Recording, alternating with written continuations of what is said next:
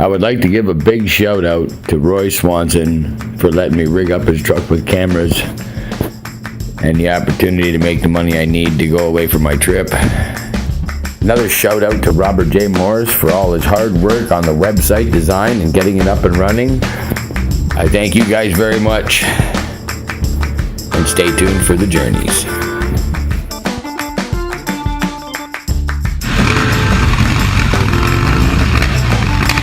All right, so here we are with Mike Dozzi of the new website DozziTravels. I'm a story of a man who makes his way on his own. Don't need no kind of direction from nobody. Nope.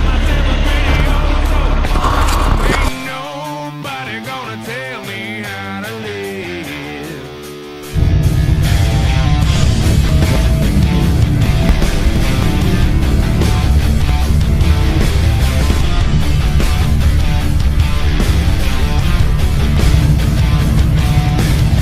I'm a kind of a man.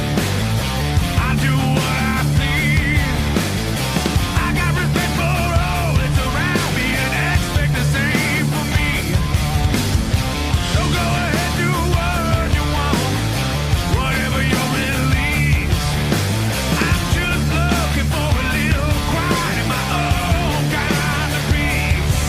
Ain't nobody gonna tell me how to live.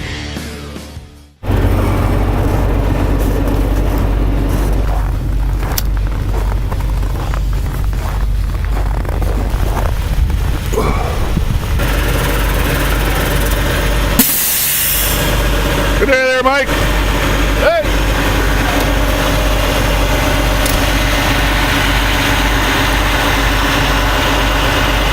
Just another day at the office, eh?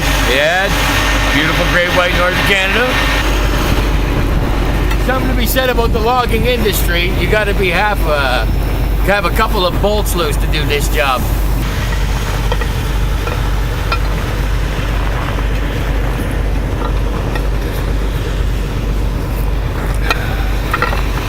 Out in the middle of fucking nowhere.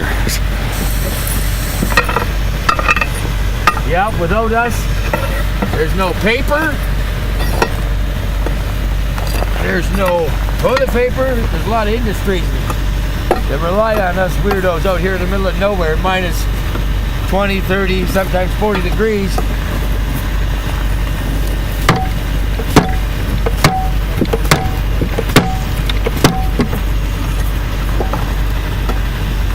Like I always tell people, hug a logger if you like wiping your ass with toilet paper.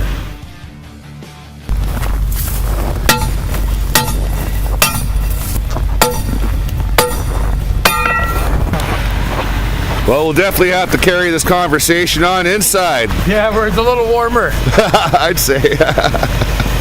Where your hands don't freeze to steel. And get the snow off your belt. Guess you're not licking any poles out here today, huh? I learned that in grade school.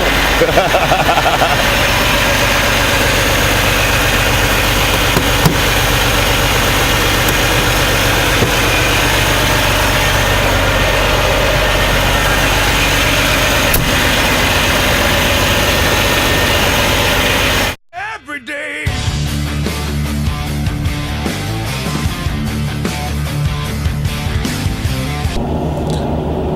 All right, so here we are with Mike Dozzi of the new website DozziTravels. Now, it's quite self-explanatory. You can go to the website. It's DozziTravels.life. And, well, in front of me here is Mike Dozzi. How are you doing today? I'm well, thank you. Excellent. Well, the people watching this video are going to see a lot of snow. We're up here in the cold Albertan north, logging country, negative 26 degrees, doesn't like camera batteries. I mean, what would possess you to come out here? Well, I guess being a truck driver and having a career on the road, I quickly realized that the guys out here in the Great White North make 3 times the dollar value of somebody that's on the highway. Most people don't know that, but it is a dangerous job, to say the least. A logging truck driver is dead after the big rig plunged into water near Lake Cowichan. The truck veered off a road and became submerged. An RCMP dive team was deployed to find the driver, who couldn't be located after the crash. That driver now confirmed to have not survived. CTV's Chandler Grieve is near the scene west of Lake Cowichan with the latest tonight. Chandler.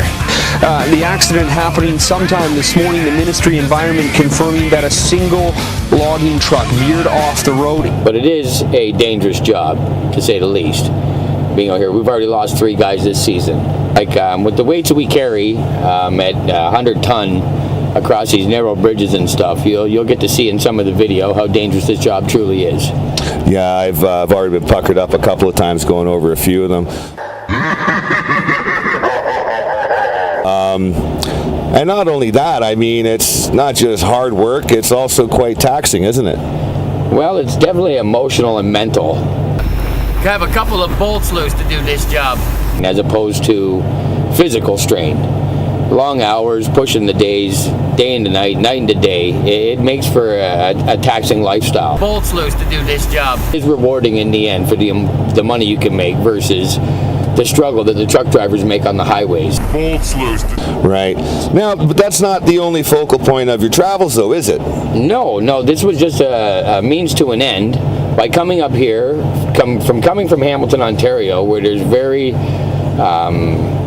little room to financially get ahead and do the things you want to do in life, I made a decision to come up here so that I was able to travel eventually when I had enough saved up to go. And now it seems that everything's coming together, and my travels will extend not just across Canada or United States. It's now going to move forward into the European aspect to see our true culture, where we come from, the history of things, and it's going to be very exciting. Excellent. When do you plan on taking off then? I'm hoping to be on a boat at the end of March, April is my departure date. Do you have an idea where you're going to land first? What do you think your starting point's going to be? Well, I'm hoping it to be in Ireland, the far west of the Eastern European continent, and work my way across the best that I can. That sounds exciting, man. So, what do you feel that you might be leaving behind here in good old Canada?